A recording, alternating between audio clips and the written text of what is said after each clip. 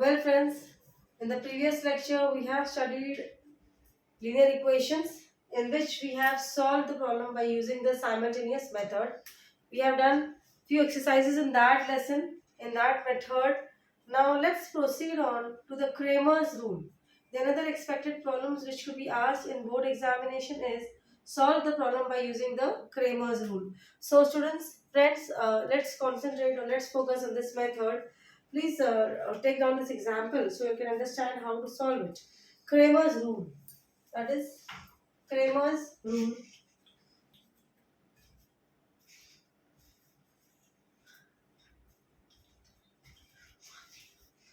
Well, solve the equations by using the Cramer's rule. Let's take an example.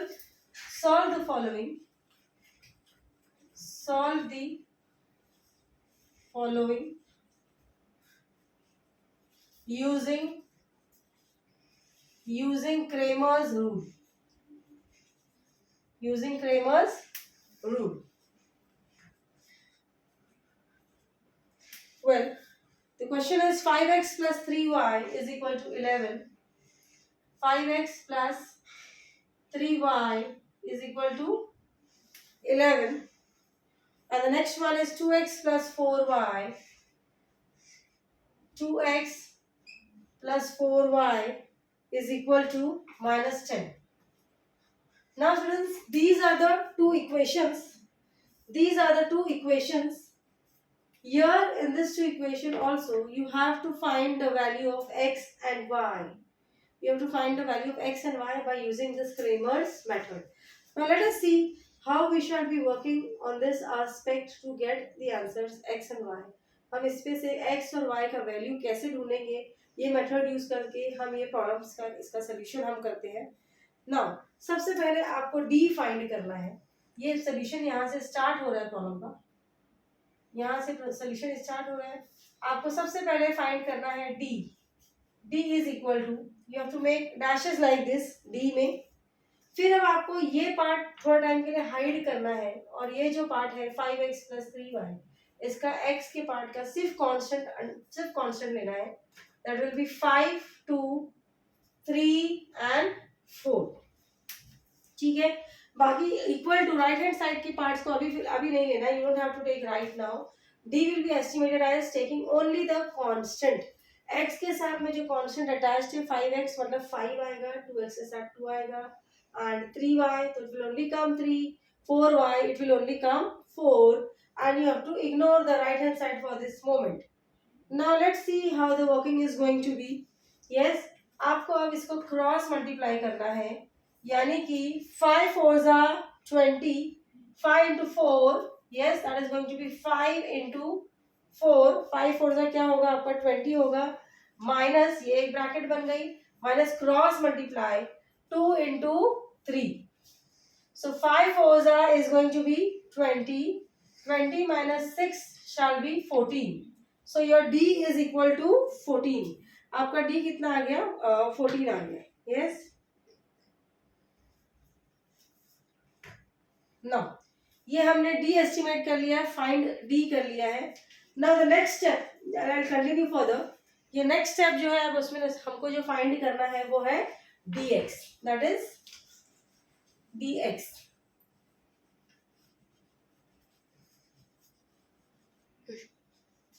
Now after estimating this d is equal to 14, next step में हमको करना है dx निकालना है. मैं equation दोबारा लिख देती हूँ. ये है अपना equation 5x minus 3y is equal to 11. ये एक इक्वेशन जो हमारा था वो मैं दोबारा लिख रही हूँ. yes is equal to 11.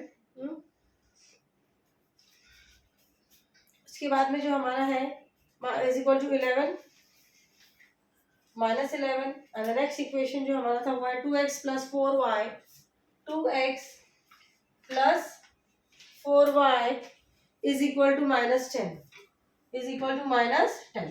अब आपने देखा ये इक्वेशन को लेके हमने d किस तरीके से निकाला है.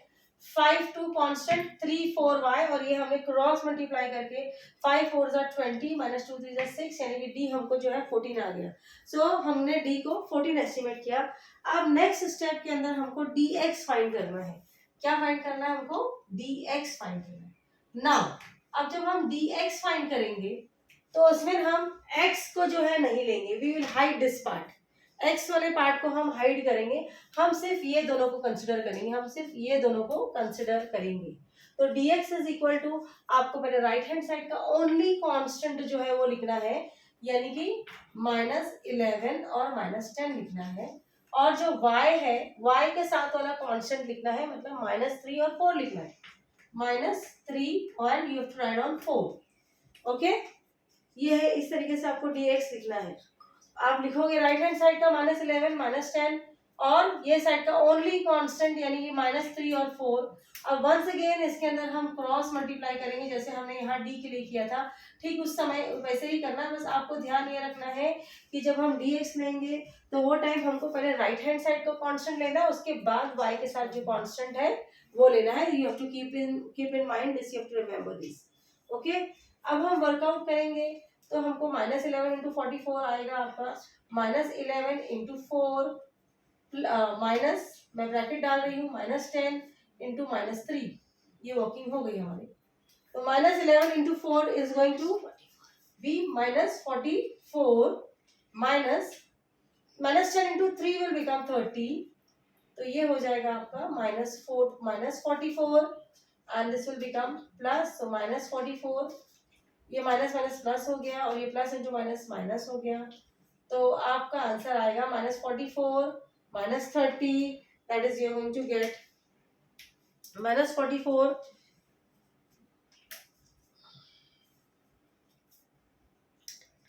वेल फ्रेंड्स, तो यहाँ हमने देखा कि आप जब dx लेंगे तो आपको -11, मतलब ये राइट हैंड साइड का कांस्टेंट, और 3 और 4 ये लेना है। वंस अगेन इसको भी आप क्रॉस मल्टीप्लाई करेंगे, that is you are going to do -11 into 4, okay, -10 into 3 जो मैंने ब्रैकेट्स लगाया है, तो -44 minus into minus will become +30, तो आपको dx का आंसर आ गया -14, ये आपका dx का आंसर आ गया। ठीक है, अब इसके बाद हम आगे मूव करेंगे problem start. Okay, well friends, now dx हमने फाइंड कर लिया, अब हम देखते हैं dy। अब हम जो फाइंड करेंगे that is going to be dy।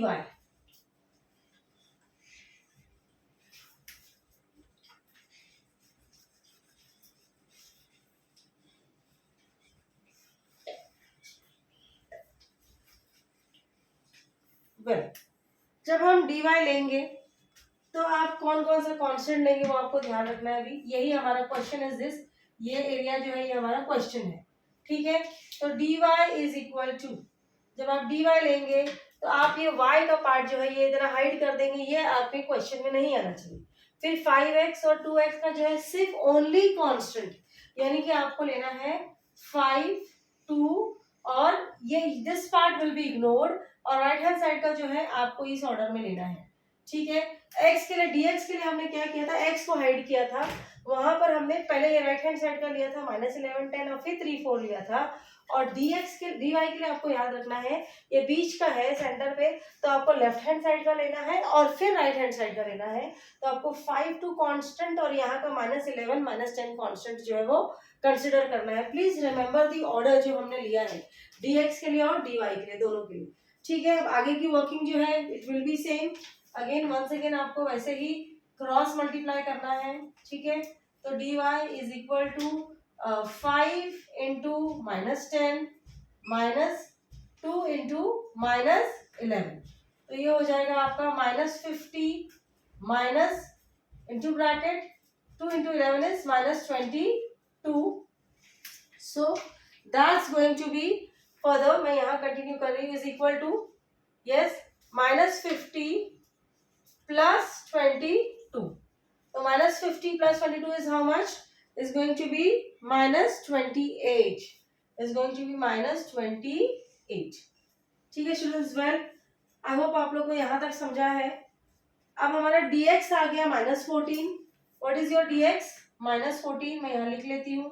dx जो है हमारा -14 है, और dy जो आया है हमारा वो कितना आया है, -28 आया है। और आपको याद होगा हमने d भी निकाला था फर्स्ट हाफ में, d जो है वो है हमारा what is going to be your d, d is going to be 14 जो हमने निकाला था प्रीवियस वीडियो में। यस, डी हमारा सिर्फ क्या है 14 है बेटा।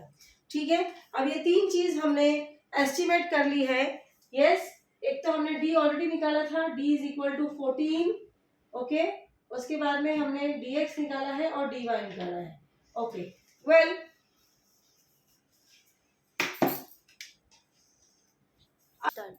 वेल स्टूडेंट्स, तो ये यू हैव सीन कि हमने तीन चीजें एस्टिमेट की है।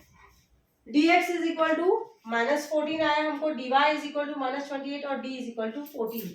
तो ये हमने क्रेमर्स रूल अप्लाई करके ये तीन कॉन्सेप्ट जो हमने फाइंड किया है। d is equal to 14, dx is equal to -14 and dy is equal to -28। अभी हमारा प्रॉब्लम खत्म नहीं हुआ है। Now we have to estimate the x and y value. तो अब कैसे निकलेगा x and y value, let's see that. Yes, तो आपको इसके लिए फॉर्मूला लगाना पड़ेगा, simple formula, x is equal to dx upon d। x is equal to dx upon d, मतलब आपका dx कितना आया है -14 upon what is your d 14, so that is going to be 1। तो आपका x का वैल्यू जो आया वो आया है -1। यही तो हमको एस्टिमेट करना था, this we were suppose to estimate x।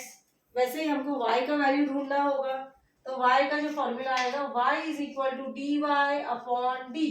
x के लिए dx अपॉन d, तो वैसे ही y के लिए dy upon d। So dx जो है आपका वो वैल्यू आएगा आपका -14 upon 14, that is sorry -28 upon 14, so that is going to be -2। तो आपका जो y का वैल्यू आया है वो क्या आया है बेटा, वो -2 आया है। y is equal to -2। तो ये आपको दो पॉइंट्स मिल गए, x एंड y, यानी कि आपका आंसर होगा -1 एंड -2। तो ये आपके x के कोऑर्डिनेट्स आ गए, -1 and -2 is going to be the answer. x और y के कोऑर्डिनेट्स -1 एंड 2 है। This is the solution. I hope the Cramer's rule is clear to all students.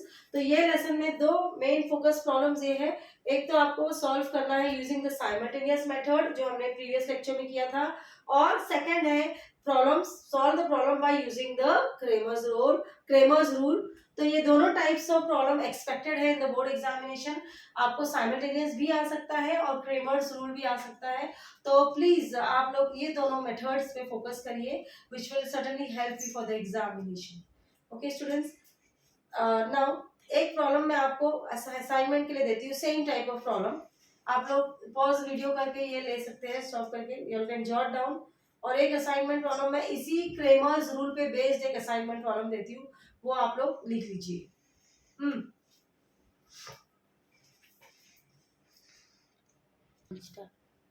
Well students, now I will give you one homework problem for this same based on the same Kramer's rule. So please copy down and solve it so that you can get practice.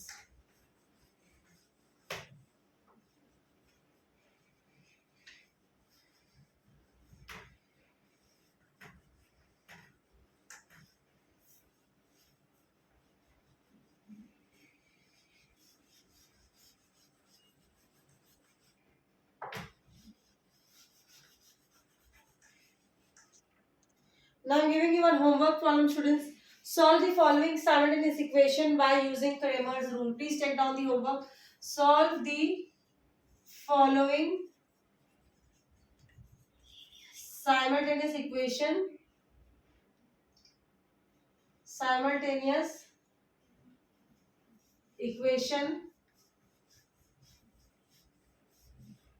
by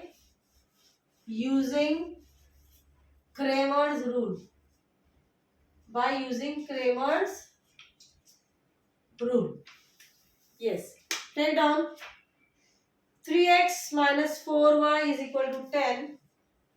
3x minus 4y is equal to 10. And the another equation is 4x plus 3y is equal to 5. 4x plus 3y is equal to 12. Okay, so do this problem for homework, students, by using the Kramer's rule. There are two equations. Okay, number one is 3x minus 4y is equal to 10, and second equation is 4x plus 3y is equal to